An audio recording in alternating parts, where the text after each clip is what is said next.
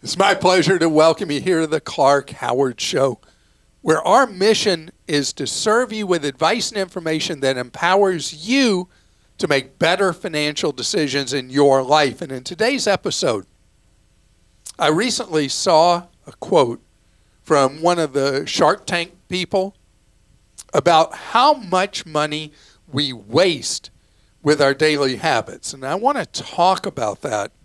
And later, look at me. Those of you who watch the YouTube show, I have on my left wrist my right wrist is my Garmin fitness tracker. Left wrist, my Samsung Galaxy Watch 7, I think is what it's called. And then I have my Aura fitness tracker and all this stuff tracking so much about me. And that's not even talking about what's going on with our phones and everything they see and all that. It's crazy how much digital is part of our lives. And we're moving into a new era of biometrics. And I want to talk about how they are a positive and a negative, and the decisions you and I have to make in this new era of biometrics. So, you know how on Shark Tank, part of it is all about the razzle-dazzle and making extreme statements and all that. So Kevin O'Leary has blasted, oh boy, idiot workers. Boy, the kind of language I do not like to use. Idiot workers, I don't think I can say the other word on a family-friendly podcast. But anyway, I'll read one of his quotes. I don't think I'll say this other term he used. He says, stop buying coffee for $5.50.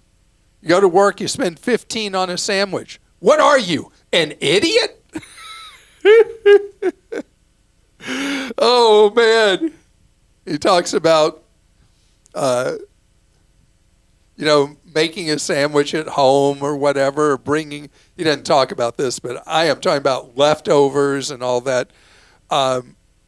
It's crazy when you start adding up the cost of walking around money. And if you think about spending in, let's take categories. So the big money overall is not in the coffee. It's not in the sandwich. It's in what you pay for housing and transportation. Those two things are the big numbers. And most people are dependent with housing on what the prevailing costs are in a market. My middle child, who lives in Los Angeles, pays well over $2,000 a month for 330 square feet to live in. It's crazy. And so where you live has a direct impact on housing. Transportation, I just talked about that just yesterday, or day before. Day before, about the cost of transportation and what it costs for a vehicle. So that's an area that you really can have impact. And that's just coming at you day after day, month after month, the cost for transportation. Housing's tougher. You're subject to the marketplace where you are. But then we've got this second category that I love to talk about, and that's the monthlies. That's what you pay for your cell phone, internet connection, gym membership, anything that's like a monthly bill that you have a lot of discretion over.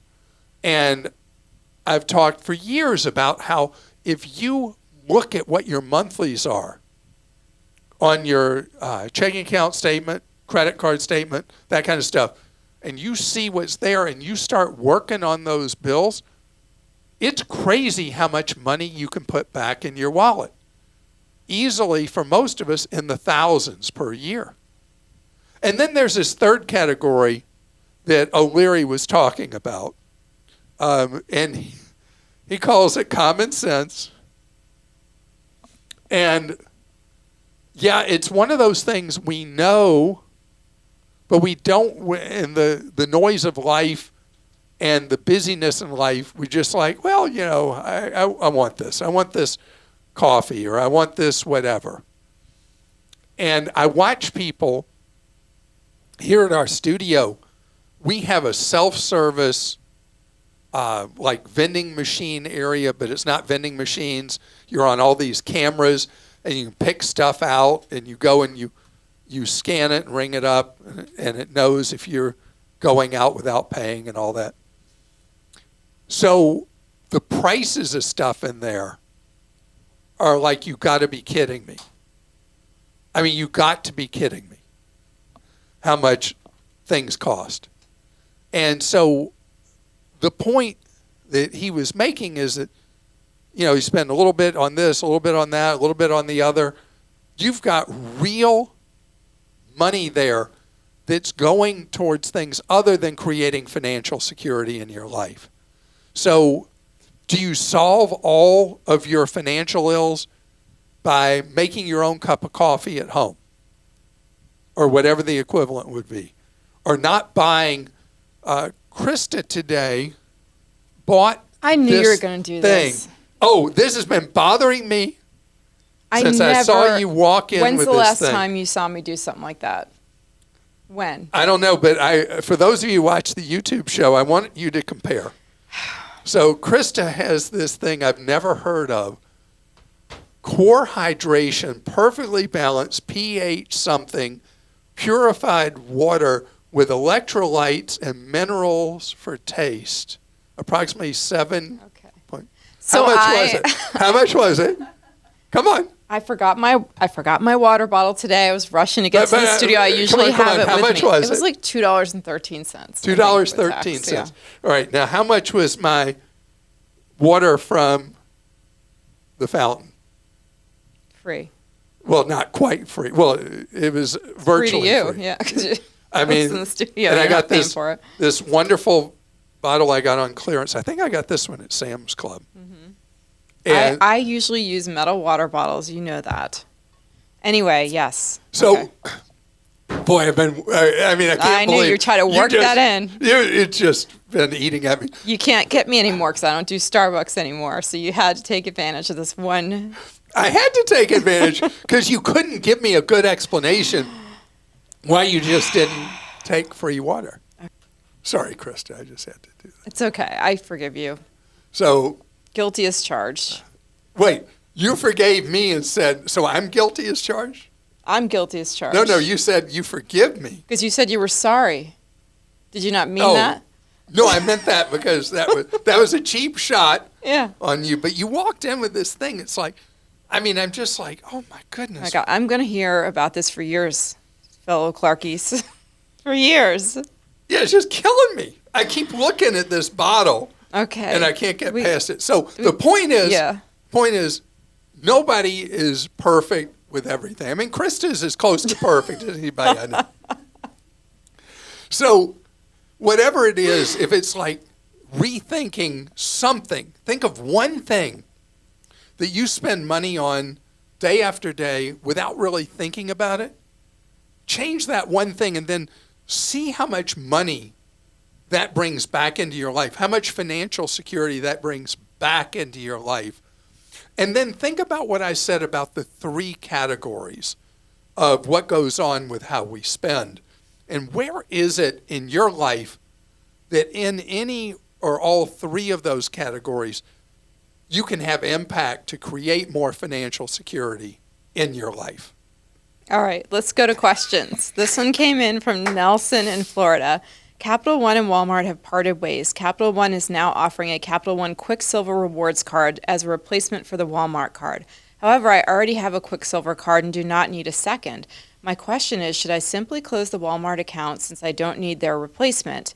What are the impacts to my FICO score, if any, to closing an account? My wife and I will be in the market for a new home in the next 6 to 8 months, and I'm just not sure if I should close the account at this time.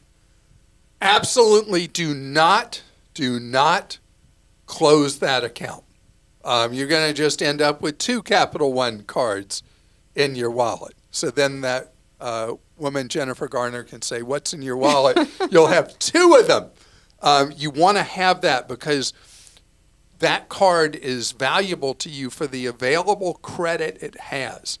As you're approaching buying a home sometime in the next 6 to 8 months, you want to have that open and available credit. Use it. You don't have to use it a lot. Just use it some. Pay that balance in full every month, and that will be a big help to you. So here's why you don't close that account. The impact of closing an account on the surface doesn't seem like that much, except what makes up roughly a third of your credit score is how much of your available credit you use each month.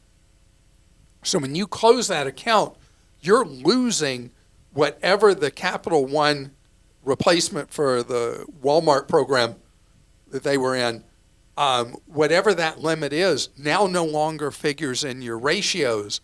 And that could have a devastating effect on your credit score as you move towards buying this home. You don't want to apply for new credit for anything as you're approaching buying a home. You absolutely, under no circumstances, want to take out a vehicle loan. The best thing to do is you just keep going as things are, and you have 2 cards with Capital One.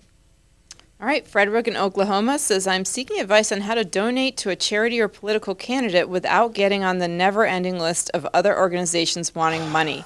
I've learned the hard way that if you donate, you'll get bombarded with from others seeking donations. I like to give, but I'm retired and on a set income, so I pick who I donate to very carefully. I'm also, sad to say, concerned of being taken advantage of if I send a check or write down all my credit card information, thinking someone could get into my accounts. When I get a piece of mail wanting a donation, I would be more apt to donate if they had a PayPal option or something similar. Okay, what a wonderful question. So, Frederick, there is no do not solicit system, central system for charities. And it's very common that charities score money from selling off mailing lists. And then there are a lot of the pseudo or fake charities that repeatedly sell off your contact information if you ever give money, not realizing you're giving to a phony baloney. So the thing that people will do with a charity is they'll donate with a money order is one of the most common ways to stay kind of anonymous. And at a charity where you're donating in person, I know this is something that's kind of gone extinct, but you can give this thing called cash and just give it, and they ask, do you want a receipt? You say, oh, no, thank you, and let them just have that donation. But when you fill out a normal donor form online or on your phone, they're getting your name, they're getting your address, they're getting your email address, your phone number, they're getting everything that they need to solicit you or sell off your information to other charities that would solicit. So if you don't want to be hassled, then donate in ways that are as anonymous as you could do. Political campaigns.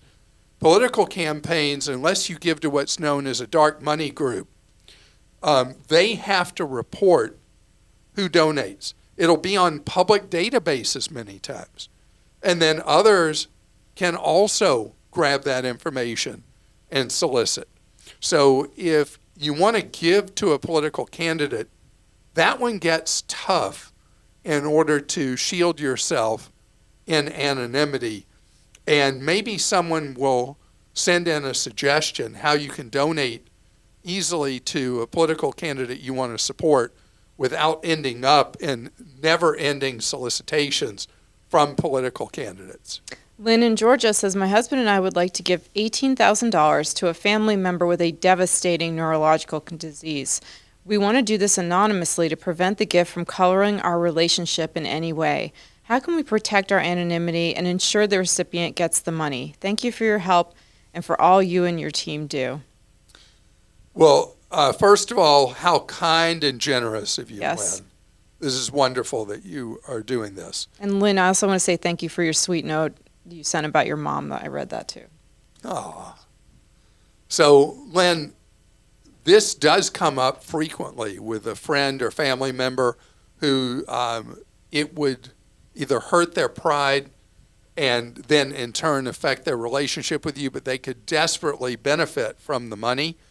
What people usually do, since you're allowed to give $18,000 each year without any tax implications at all to either the giver or the recipient, is people will usually go to a lawyer and have the lawyer send money from the law account to them with a note explaining that a kind, generous soul wanted them to have an anonymous gift.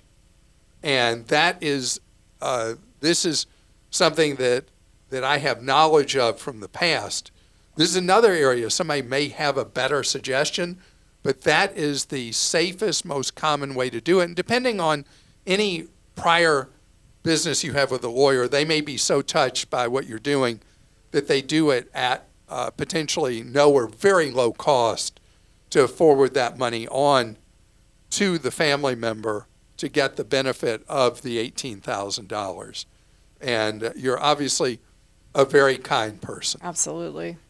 I want to talk ahead about biometrics and how they were from really sci-fi. And what was that movie you were obsessed with? Minority forever ago? Report. Absolutely predicted it all. Yep. Well, I want to tell you that this stuff now is real. And how do you make a decision whether to give up your information or not? It is a tough one, and it doesn't have an automatic answer. I just want you to know the implications. More and more stuff I do on my phone now is controlled by biometrics. You know, people on iPhones tend to do it with their face. People on Android tend to do with finger or thumb, you know, the fingerprint or thumbprint. I have the choice on my phone to do either.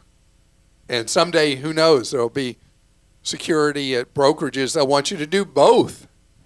And the good news is, unlike that crazy report years ago where a criminal ring stole somebody's Mercedes, that you had to have a fingerprint to start, and gosh, it's gross, they cut off the person's finger.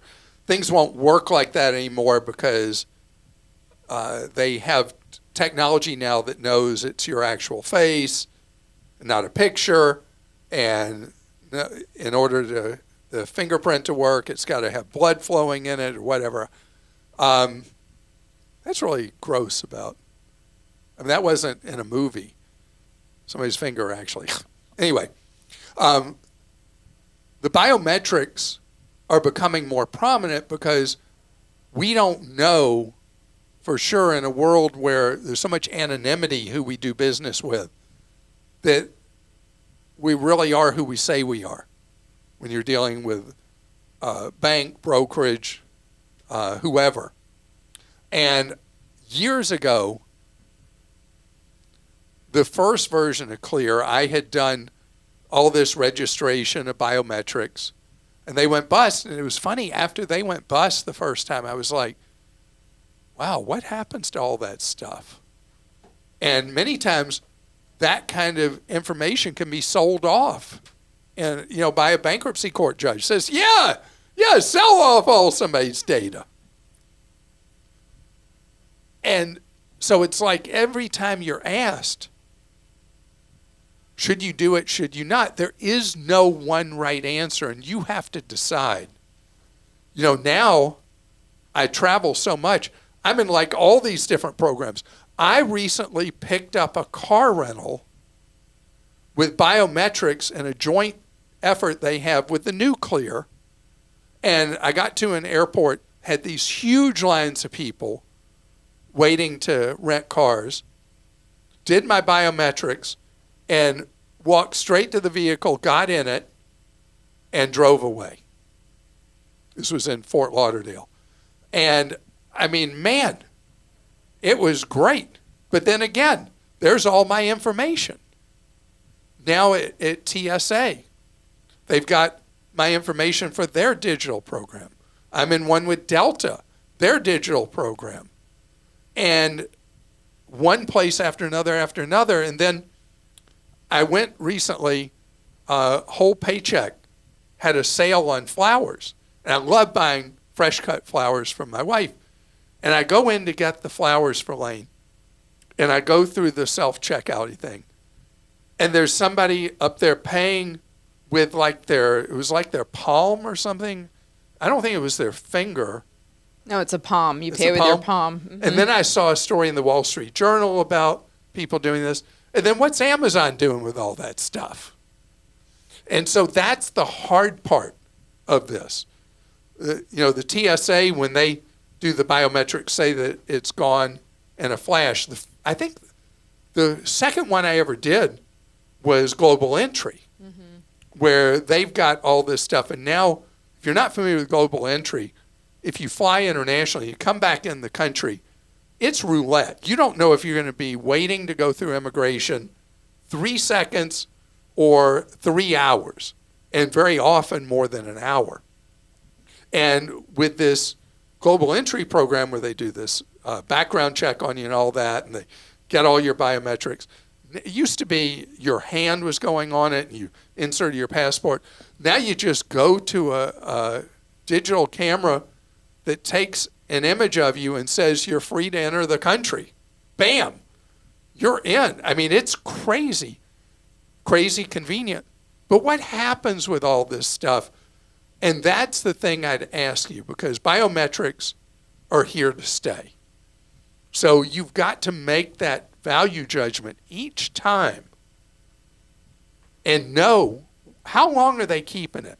What happens with it? What's the safekeeping? You think about every data breach we have, you don't think criminals are going to get into those databases? Of course they are. So then the question is, what is available to them? And for how long? I kind of feel like with the biometrics, at least, I feel more protected, because if you have to have a live, you have to put your finger on something for a fingerprint. Like I have all my apps fingerprint protected on my phone, like anything financial, if it's those, to me, it doesn't bother me as much, because even if someone got the image, like it can detect that it's an image. So I'm not as concerned about that as all the other stuff that's already out there. But I haven't given up my palm yet to Amazon. I'm holding out on the palm. Well, first of all, the problem is when I go into Whole Paycheck, I kind of break out in hives. Which is Whole Foods, in case anyone doesn't know, he's saying Whole Foods. Who would not know that? I don't know. Whole Paycheck is Whole Foods. Okay, let's go to questions. This one's from Rob in Georgia. I have a household with 4 drivers and 4 cars. Currently, I work and drive 9 miles each way to work, 3 to 4 days a week. My wife is between jobs and drives mostly locally, less than 10 miles a day on average. I have 2 children who just went away to college as freshmen. Neither brought their vehicles. We expect them home at the usual times, Thanksgiving, Christmas, and spring break. We pay over $4,000 annually to insure all of us. This includes some discounts, high 1K deductibles, and we have our homeowners insurance with the same carrier. My question is, how do we manage car insurance while the kids are away? Can we reduce the level of insurance during this time? So it depends on the insurer if they have any kind of program where they'll recognize that a college student is away without the vehicle and allow you to keep it base insured while they're away at a much lower cost. But in your circumstance, what you laid out with the 4 of you, you should absolutely be looking at pay-by-the-mile auto insurance. We have a review of one of the companies at Clark.com. There are now regular insurers that are dabbling in this, and your insurer may have a pay-by-the-mile program now they've not told you about. And the way those work is you pay a base rate based on your risk profile, and then a per-mile charge for every mile you charge. They're not monitoring your driving behavior or any of that. They're just charging you per mile. Because the greatest risk is when you're in your car. Your car is not going to be in a moving, in an accident when it's parked. So the logic of that is that all they got to know is how much you're driving, and that could save you quite a bit of money for your family profile. So I'd start with your own insurer, see if they have a pay-by-mile insurance product. Otherwise, there are these out there like we have a paper mile insurance article, and then we've reviewed two of them at Clark.com actually, Mile Auto and Metro Mile. Just so you know. Okay. So, and they're not available in every state, so you have to make sure that that the ones that are charging per mile are available in the state of Georgia. Mm-hmm. And then just following up, I thought I'd put this in there because Dare in Nevada wrote in and said, pay-as-you-drive auto insurance saves money. I had a policy which monitored my driving behavior and any use of cell phone usage with a reasonable policy premium. However, driving less than 325 miles per year was not enough miles to receive a discount. Less than 325 miles a year? Yep. When I looked at the app on my phone at the end of the policy period, it said I was receiving a discount of 0, even though I had no incidents of hard braking or cell phone usage. I called the insurance company to ask why. They explained that you must log a minimum of 325 miles in 16 hours during the policy period to be eligible for a discount. They suggested I switch to Pay As You Drive, which requires a different app on my phone. The policy was paying about $550 a year, and now with Pay As You Drive, I pay $300 a year. So there's a segment of the population that it's just under 20%, I think, of drivers drive an extremely, relatively low number of miles per year. And so the pay-by-mile insurance is an enormous benefit to you, and almost nobody even knows it exists. So now we got two situations, one after another, where you can see it may very well save you a substantial amount of money in your life. Scott in North Carolina says, I have been an American Airlines Advantage Aviator Red MasterCard holder for decades. For a long time, I carried a substantial balance, but as of about 2 years ago, I've paid my balance monthly while using the card to accrue my American Airlines miles. I have a credit score of over 800 and have no late payments to any of my creditors for well over 10 years. I received a notice that my APR would be raised from 20.49% to 25.49%. The factors listed included too few accounts currently paid as agrees, which is false because I haven't missed a single payment. Also includes number of accounts with delinquency, which is also false. Could I be a victim of identity theft and creditors are dinging me without my knowledge, or is this just a fact of life for credit card issuers these days? So we got a few things to talk about here. First, I gather you're now paying your balance in full every month.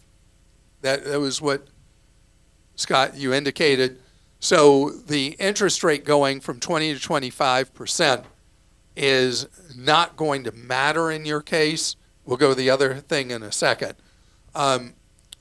Reward cards, particularly these premium, ultra expensive Delta, American, and United cards, have massive interest rates attached to them. And they count on people who think, oh, look at the miles I'm earning, and not paying attention. It's true behavioral economics, where you look at, oh, look how many miles I got this month, instead of looking how much in interest you're paying this month. So you want to pay a sky-high interest rate even for people with great credit? Get one of those airline cards and run a balance on them. That's number one. Okay, now, number two, the factors they stated may be total nonsense. I'm worried your credit, though, is not frozen. If your credit's not frozen yet, after this, you should really think about that. If you don't have a Credit Karma account, I would recommend you set up one before you freeze your credit. Then you'd be able to see if there's any funny stuff going on. And if you go to annualcreditreport.com, which is the federally approved site, Equifax, TransUnion, and Experian will give you a free copy of your credit report from each bureau. And you'll be able to see if there's any funny business going on with your credit. If there is, you got work to do if somebody has been behaving as an identity thief. That's a whole different conversation. But Most important thing, after you've set up your Credit Karma, freeze your credit files. Very easy to do, free to do, and it'll take away any concern that someone is applying for credit as if they're you. Odds are the 5-point increase on the American Airlines credit card, the explanation is just hooey. The credit card issuer just probably wanted to charge higher interest rates. But I want you to make sure, and that's why I want you to take these steps that I just talked about. And I want to thank you so much for joining us today. And I'm looking out right now at our Team Clark Consumer Action Center, where our wonderful people are talking to people from across the United States who have a consumer question, problem, money issue, whatever that they need advice on. This is available to you 30 hours each week, Monday through Friday. And it's something we've been doing since February of 1993, providing free one-on-one advice. You want to know how to get that advice? Go to clark.com/CAC, and you can get that hookup to get that advice, guidance, information that you need. And it's just one of the ways that we want to empower you, to provide service to you, to take more control in your life, to have more power in your life over your wallet, over your spending, to increase your savings, because what we're all about is you learning ways to save more, spend less, and don't let anyone ever rip you off. See you tomorrow.